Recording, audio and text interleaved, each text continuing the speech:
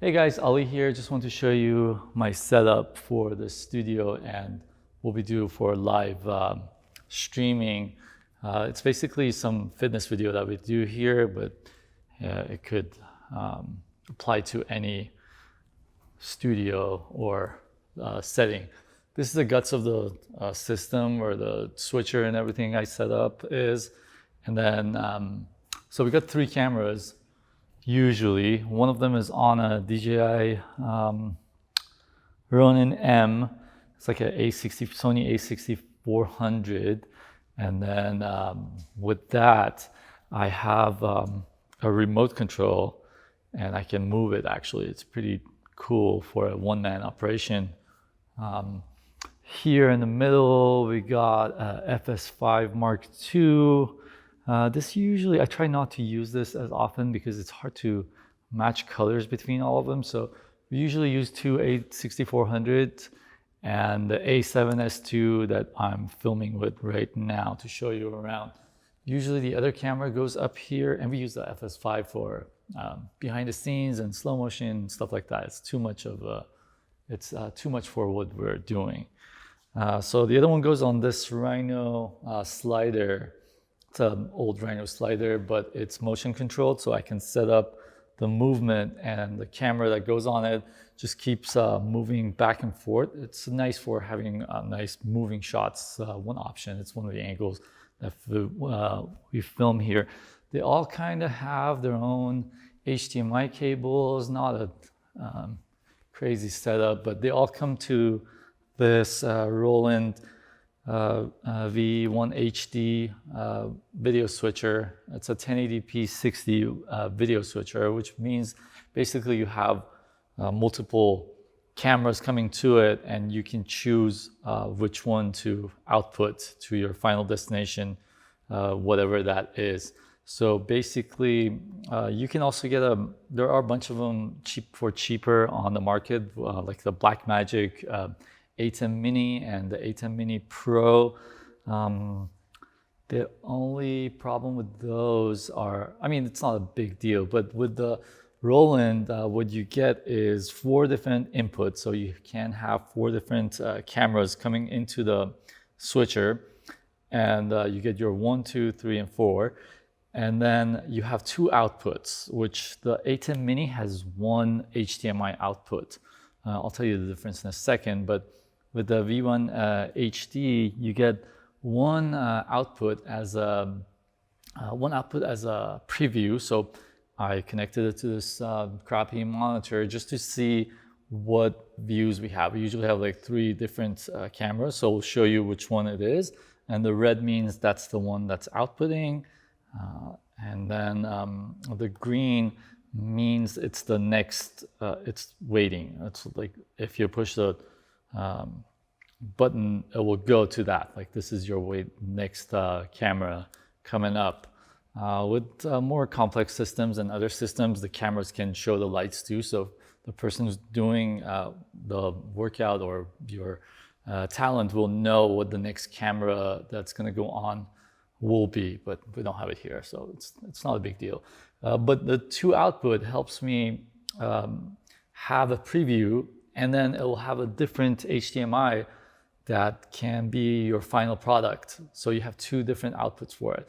With the ATEM Mini and ATEM Mini Pro, you have your output is a USB-C, where on the ATEM Mini, it becomes a webcam output. So if you connect it to a computer, it will act as a webcam input. And the ATEM Mini Pro, you can do a little more with it. So with the V-1hd, I can, if I'm not going live, I don't need a computer here. I can just go straight to whatever my output is, which in this case is Atomos Shogun Inferno recorder and monitor.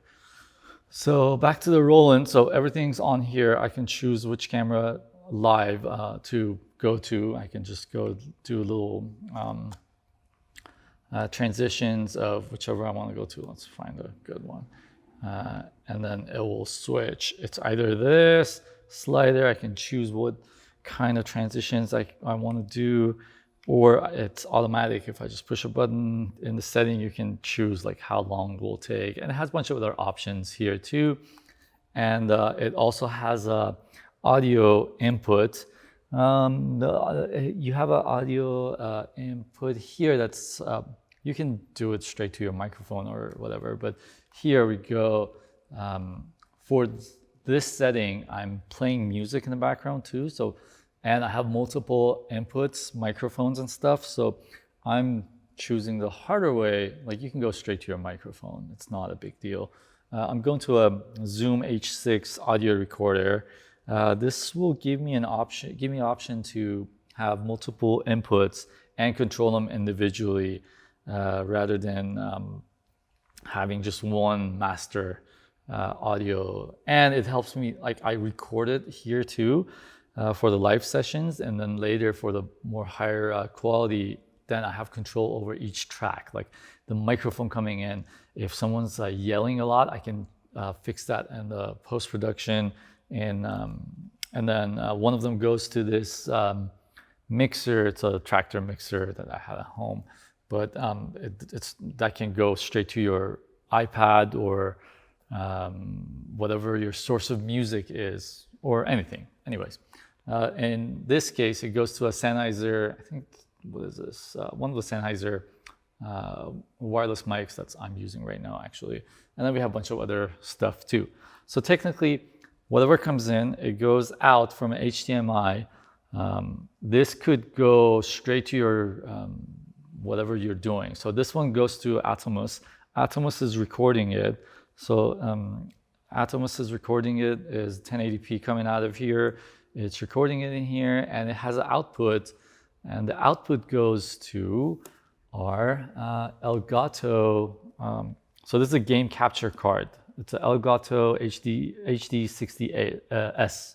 So this is basically for gamers. It was made for gamers where they want to go on Twitch or whatever they want to do.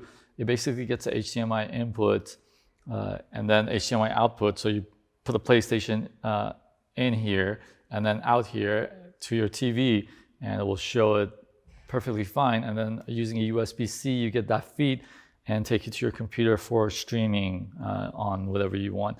The HDMI output, there's no lag, so it's straight through. The USB-C has a tiny bit of lag, like in milliseconds. I'm not sure what it is, but it's a little lag. So I don't want to do live gaming on it. Anyways, so from here, Elgato sends it to my MacBook, and here you can actually set up your OBS if you're using OBS. I sometimes use OBS. For today, we just turned the setting we had. Like, let's go with a simple setting. OBS has a lot more customization, or audio lag and stuff can be fixed, but let's just go with an easy setting.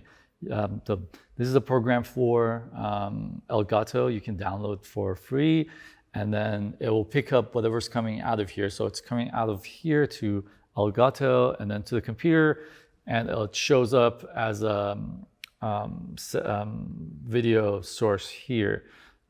Here you can go on Facebook Live and whatever service you use. It could be Facebook Live or whatever. It gives you when you want to go live, it will give you, let me show you. It will give you a stream key and a URL. Basically, you need a stream key to upload or go live in any program. It could be Twitch, it could be anything you're using. So we'll give you we'll give you a stream key, and then you copy that stream key and bring it to whatever program you want to use, OBS, or in this case, the Elgato.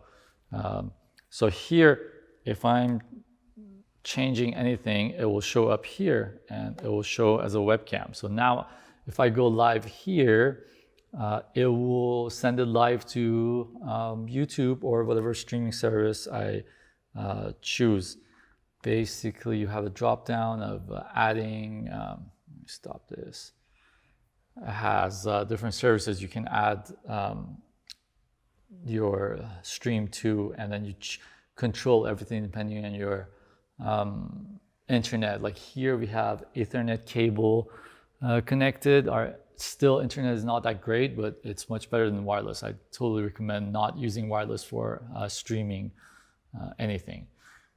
And then you have control over the audio of the final product, and then your bit rate and your frame rate, everything else. And the other thing is you can add little overlays. You can add videos over your video while you're live streaming. So in this case, we were doing a kids workout a couple minutes ago before this video, and we have the workout as a overlay coming up. It's a PNG file. I just threw it up on the screen as we were doing the live video, which is kind of cool. And then what didn't I explain? Oh yeah, and then this Shogun is recording everything in high quality on a SSD drive that goes to the Shogun. It's definitely not necessary for 1080p to go to SSD. You can have different programs, and also you can totally skip this part, and Elgato will record the whole session on your hard drive.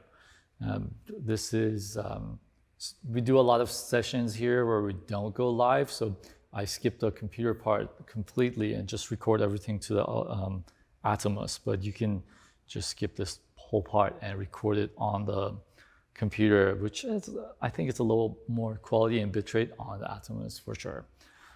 So that's basically my setup right here. Hopefully this will help someone. If you have any questions, let me know, because I went through a bunch of videos and websites to figure out if this thing's gonna work. But yeah, anyways, let me know. Have a good one.